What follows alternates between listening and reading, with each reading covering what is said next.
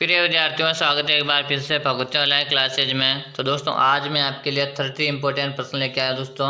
30 महत्वपूर्ण प्रश्न रहने वाले आज के क्लास में। 30 में से 30 प्रश्न अगर आपको देखने हैं, अगर आज मैं 30 प्रश्न कराता जिसमें से अगर आपके 20 प्लस क्वेश्चन भी राइट हो जाते, मान के चले आपकी तैयारी शानदार चल रही है।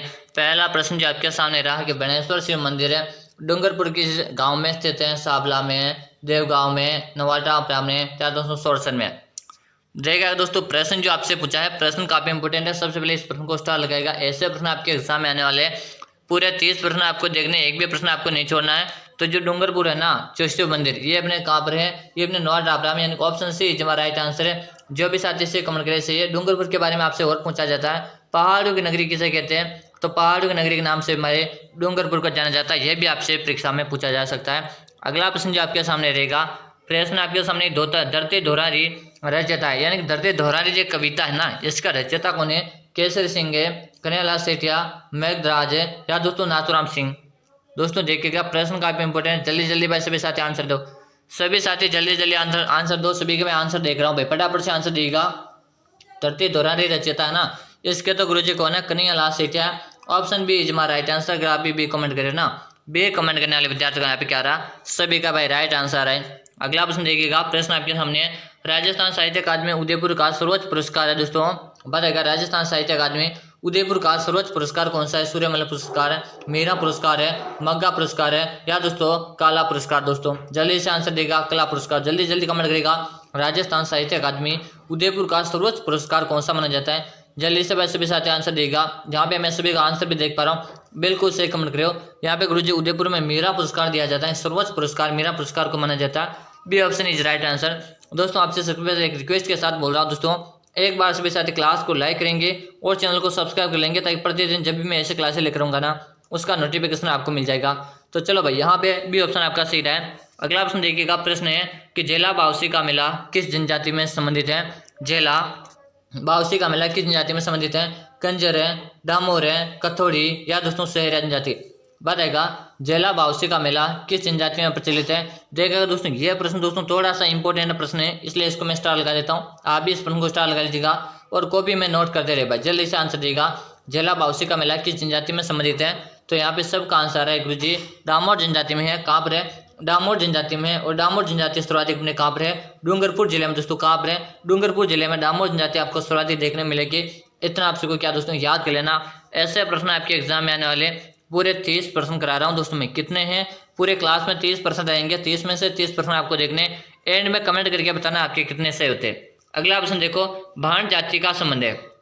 भाण जाति ना एक प्रकार की भाण जाति होती है। इसका संबंध किससे? कठपुतली कला से हैं, भैरूपिया कला से हैं, काष्ठ कला से हैं, या दोस्तों मत्स्यरण कला।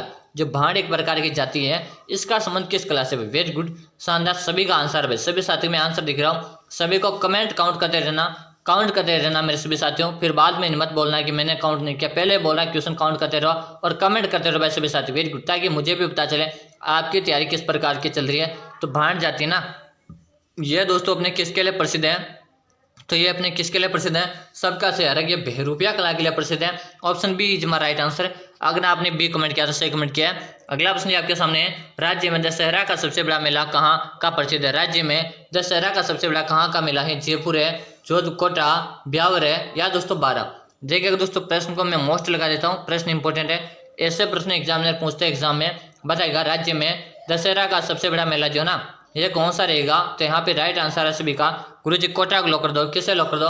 कोटा को लॉक कर दो। यहीं पे बात करें, कोटा को क्या कहा जाता है? कोटा को शिक्षा नगरी कहा जाता है। क्या कहा जाता है? कोटा को शिक्षा नगरी कहा जाता, औद्योगिक नगरी कहा जाता। राजस्थान का कानपुर के नाम से जाना जाता। अगर आपसे पूछे राजस्थान का कानपुर किसे कहते हैं, तो राजस्थान का कानपुर भी अपने कोटा को कहते हैं। चलेगा। अगला प्रश्न आपके सामने रहने वाला है, राजस्थान का वह कस्बा जहाँ खिलाफ है जोशी परिवार फल चित्रण में सिद्ध है। दोस्तों बताएगा, राजस्थान का वह कस्बा जहाँ खिलाफ है जोशी परिवार फल चित्रण में प्रसिद्ध, यानी फल चित्रण कहाँ के प्रसिद्ध है? जल्दी से बताएगा, नाथद्वारा, शाहपुरा, भीनमालय, या दोस्तों उनियारा। देखिए दोस्तों, प्रश्न इंपॉर्टेंट प्रश्न है भाई, प्रश्न इंपॉर्टेंट है। जल्दी से आंसर दिए भाई, जल्दी जल्दी इस पे आंसर देंगे। फट चित्रण गुरुजी हमारे शाहपुरा की प्रसिद्ध है। कहाँ के प्रसिद्ध है? शाहपुरा की प्रसिद्ध है। B option is right answer. जो भी साथी बी कमेंट करे ना, बी कमेंट करने वाले का सही है। पूरे के पूरे 30 प्रश्न करा रहा हूँ दोस्तों मैं आपको। पूरे के पूरे 30 प्रश्न रहेंगे। 30 में से आपके 20 प्लस भी सही हो जाते हैं। मान के चलो आपकी तैयारी शानदार भाई। चलेगा। अगला ऑप्शन है नौटंकी कला के लिए प्रसिद्ध जिला है भाई, बताएगा नौटंकी जो एक प्रकार की कला है इसके लिए प्रसिद्ध जिला कौन सा, अलवर भरतपुर है, धौलपुर करौली है, भरतपुर धौलपुर है, या दोस्तों बीकानेर जैसलमेर। देखिएगा दोस्तों इस प्रश्न को मैं सबसे पहले स्टार लगूंगा, फिर इस प्रश्न को मैं इंपोर्टेंट भी लगूंगा। ये प्रश्न स्टार और इंपोर्टेंट के लायक है क्योंकि ये प्रश्न है ना एग्जामिनर का फेवरेट प्रश्न है, यहाँ से प्रश्न हर बार एग्जामिनर उठाता प्रश्न है। तो बताए नौटंकी कला के लिए प्रसिद्ध जिला कौन सा रहेगा, तो यहाँ पे आंसर आ रहा है गुरुजी भरतपुर और धौलपुर जिला राइट आंसर रहेगा। भरतपुर धौलपुर सी ऑप्शन जो कमेंट करना से कमेंट करने वाले का सबका चाहिए। अगला ऑप्शन देखो आपके सामने, राजस्थान में जाजम चबाई का कार्य होता है, राजस्थान में जाजम चबाई का कार्य होता है दोस्तों कहाँ पे होता है, भीलवाड़ा, अजमेर है, नागौर है, या दोस्तों चित्तौड़गढ़। जल्दी से आंसर देगा भाई, आपसे प्रश्न क्या पूछा, राजस्थान में जाजम चबाई का कार्य कहाँ पे होता है भाई, जल्दी जल्दी भाई सभी साथी आंसर दे देगा कि राजस्थान में जाजम चबाई का कार्य होता है ना गुरुजी, ये अपने चित्तौड़ में होता है। और चित्तौड़ में आपसे स्थान पूछ ले तो आकोला चित्तौड़ में कहाँ पे होता है, आकोला चित्तौड़ में होता है जाजम चबाई का कार्य। Very good, option D comment करे ना, डी कमेंट करने वाले सभी साथी को यहाँ पे आ रहा है राइट आंसर। अगर आपने भी डी कमेंट किया ना आपका सही आंसर है भाई। अगला ऑप्शन देखिएगा, दर्जी समुदाय किस लोक संत को अपना आराध्य देव मानते हैं, दर्जी समुदाय किस लोक संत को अपना आराध्य देव मानते हैं, संत कृपा, संत धन्ना, या दोस्तों संत पीपा, या दोस्तों संत नामदेव। दोस्तों देखिएगा दोस्तों ऐसे प्रश्न बार बार एग्जामिनर हर एग्जाम में पूछता है। आप पशु परिचर, सीईटी, रीट या राजस्थान का कोई सा भी कॉम्पिटेटिव एग्जाम हो, अगर आप जिसमें राजस्थान पूछा जाता है आपने राजस्थान जीके को पढ़ना चाहते हो तो यहाँ से आपने अपनी नियमित रूप से तैयारी जारी रख सकते हो। यहाँ पे आपको प्रतिदिन की 2 क्लासें मिलेगी। देखिए दोस्तों टाइम बता देता हूँ, आप जो भी न्यू स्टूडेंट है वो भी ध्यान से सुन लेगा। सुबह को अपनी क्लास आती है प्रतिदिन 6:30 में, यानी कि किसी भी काम कुछ भी हो हमारी सुबह को 6:30 में क्लास आएगी मतलब आएगी। और शाम को भी दोस्तों हमारी क्लास है ना प्रतिदिन आएगी 4 बजे को प्रतिदिन क्लास आती है। शाम को भी 2 क्लासेस जीके के लिए लेकर आता हूँ मैं, दोनों क्लासेस नियमित रूप से अटेम्प्ट करेगा, आपका जीके को मैं मजबूत करा दूंगा। जीके जिस भी एग्जाम पूछा जाए उसके लिए यहाँ से आप पढ़ सकते हो। चलो दर्जी समुदाय जो अपना आराध्य देव गुरुजी संत विभाग मानते हैं, C option is right answer. अगर आपने सी कमेंट किया ना सही किया भाई। अगला ऑप्शन देखिएगा, प्रश्न है राजस्थान में शिक्षा संत के रूप में जाने जाते हैं, राजस्थान में शिक्षा संत के रूप में किसे जानते हैं, हरिभा उपाध्याय, हरिलाल शास्त्री, अर्जुन लाल सेठी, या दोस्तों स्वामी केशवानंद भाई। चलिए जल्दी भाई सभी को आंसर देना है, आंसर देने में कोई डाल पीछे नहीं रहेगा।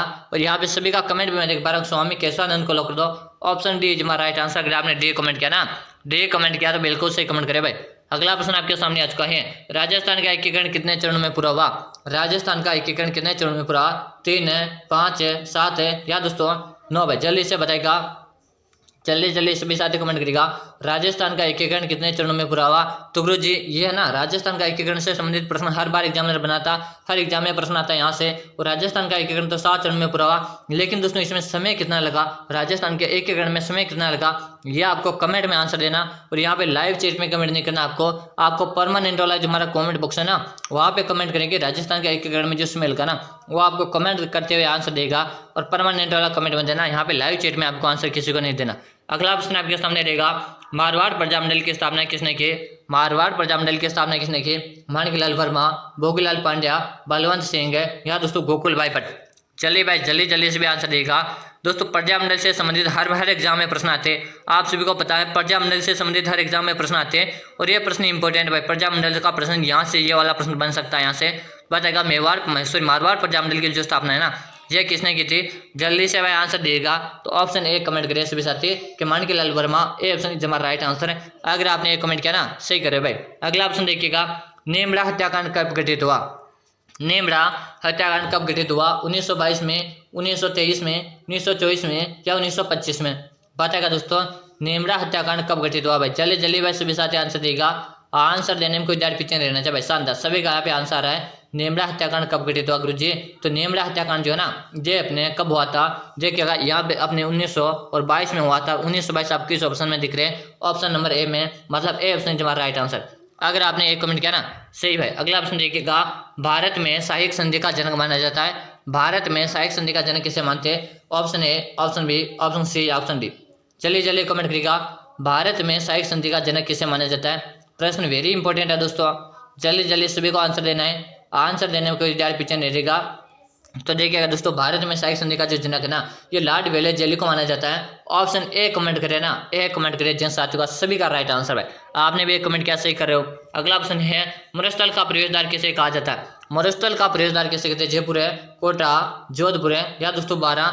देखिएगा दोस्तों आपसे मरुस्थल का प्रवेशद्वार पूछा ना मरुस्थल का प्रवेश द्वार है। और मरुस्थल का प्रवेश द्वार हमारे जोधाना जोधपुर को कहते हैं भाई। किसे कहते हैं? जोधाना जोधपुर को कहते हैं। ऑप्शन सी इज हमारा राइट आंसर। और जोधपुर में एक दोस्तों कौन सा दुर्ग है?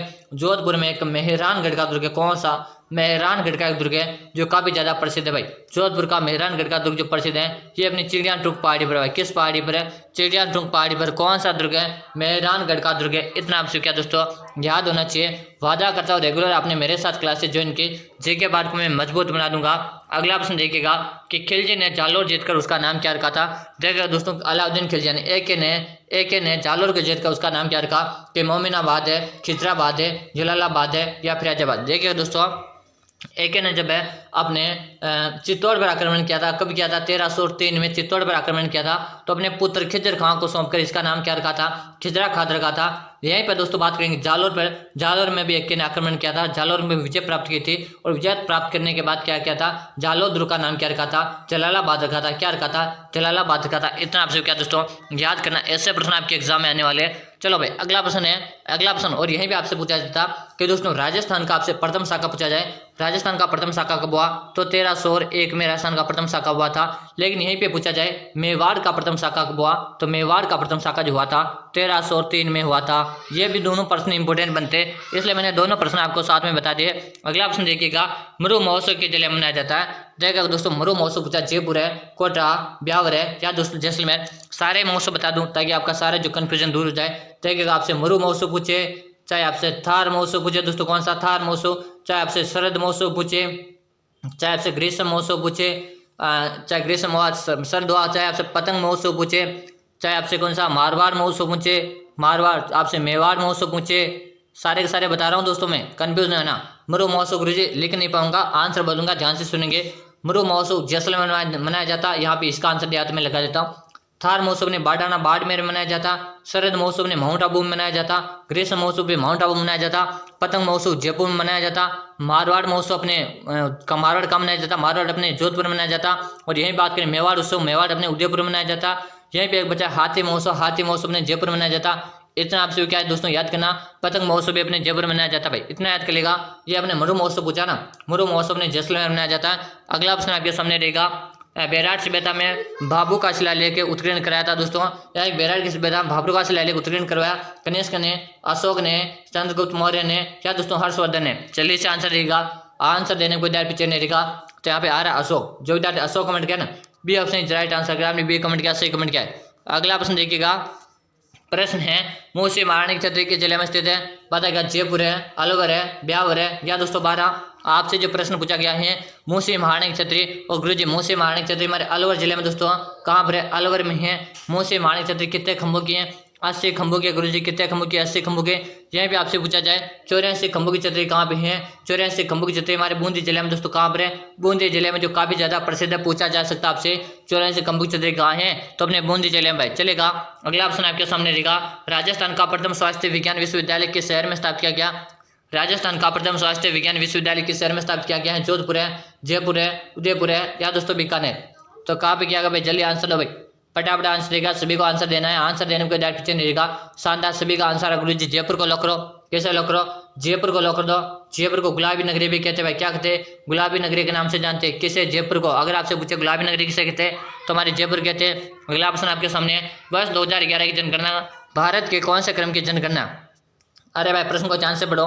वर्ष 2011 में जो जनगणना हुई ना, वो भारत की क्रमवार यानी कि कौन सी गणना है? 12वीं, 15वीं, 16 या दोस्तों 18। देखिएगा दोस्तों वर्ष 2011 की जो जनगणना है ना, ये कब की है? तो देखिएगा दोस्तों 10-2000 गणना की था ना, यह कब की है? 15वें नंबर की जनगणना। यहीं पे पूछे आपसे दोस्तों, क्या है दोस्तों? आपसे पूछे स्वतंत्र भारत की, क्या दोस्तों?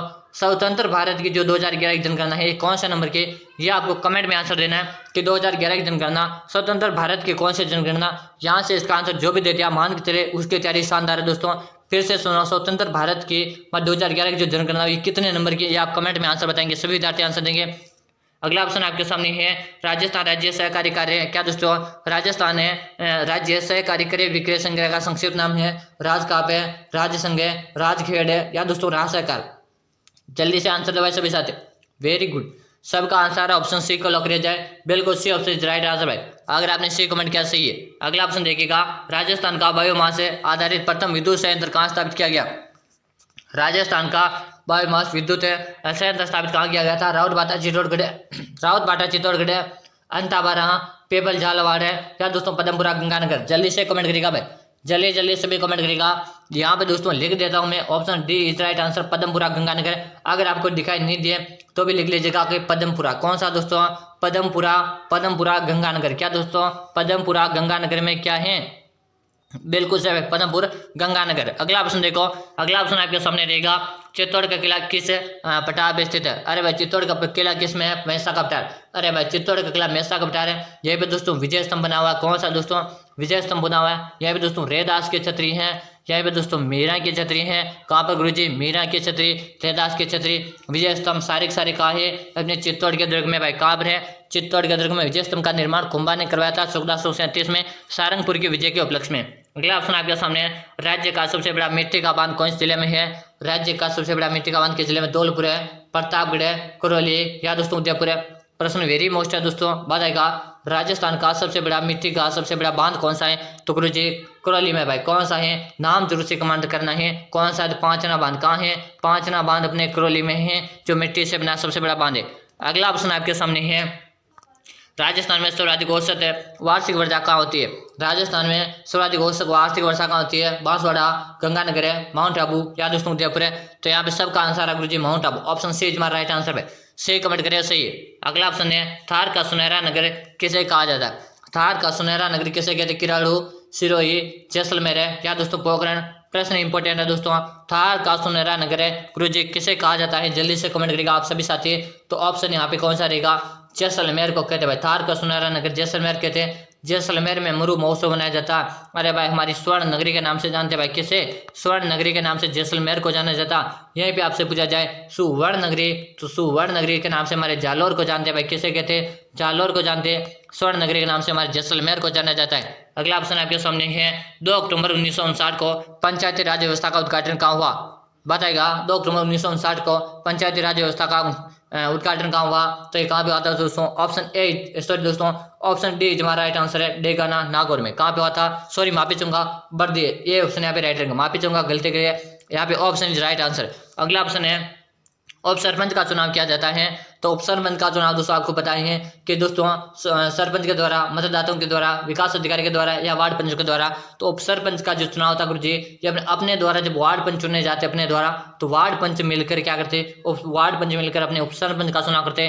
D option is right answer है। अगला ऑप्शन देखिएगा, प्रश्न आपके कितने प्रश्न सेव है? आपके कितने प्रश्न सेव है? जल्दी से कमेंट करिएगा। 20 प्लस है, 25 है, 35 है या 45? इतने प्रश्न तो थे ही नहीं गुरुजी। प्रश्न तो यहाँ पे कितने थे? तो यहाँ पे सी डी को काट लेते हैं। यहाँ पे 20 प्लस रख दिया।